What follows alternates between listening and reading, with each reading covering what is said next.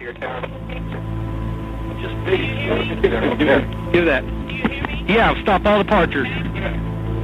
Stop all. Yeah, went in the Pentagon. Looks like it went in the Pentagon. It was utter destruction. There were plane parts all over the area. Fire rescue personnel, police, all emergency services staff were everywhere. Heavy smoke, and the smell of jet fuel. Just an utter disaster. Surreal when you arrived. You couldn't believe you were standing at the Pentagon. We're up there fighting the fire, and an aircraft warning went out that there was an aircraft in the area, and everybody's like, we have to evacuate. Well, all the firefighters got together, basically understanding that if that plane was coming in, we weren't going anywhere. We were not getting off that roof. So it is what it is, and make peace with it. And fortunately, it turned out to be nothing. But they were willing at that point in time, everybody that was up there was willing to do what we needed to do to put that fire out to make sure the nation was protected.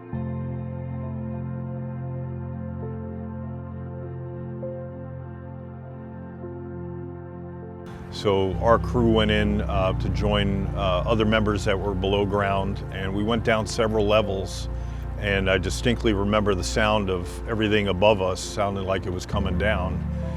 And then the collapse signal was sounding for evacuation as parts of the underground were starting to come down. And I just remember, we got what we could up onto the stretchers, and it was, a marathon run, a sprint, back up the levels until we can get exterior. So we were running as if everything was coming down. I just remember them screaming, it's collapsing, and we had to get out. That morning of seeing the first plane, it was just concern for my friends that I knew would be responding. Second plane and then the subsequent attacks, it turned into anger. I was very angry. Not only had they attacked my home in New York City, but they also now have attacked Virginia, where I was living.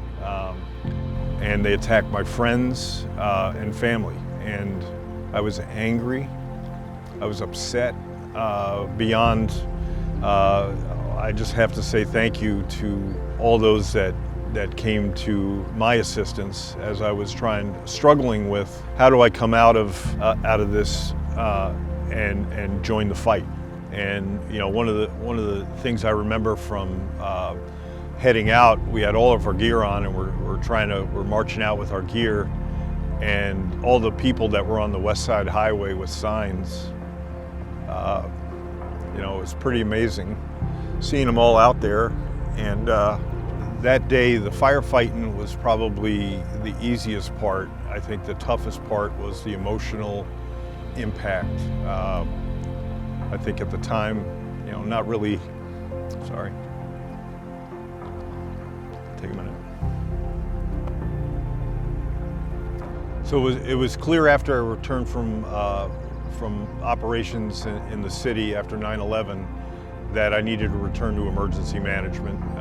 FEMA contacted me to say there were jobs being posted, and I applied, came in for interviews, and several months later I found out I was accepted and began working at 500 C Street.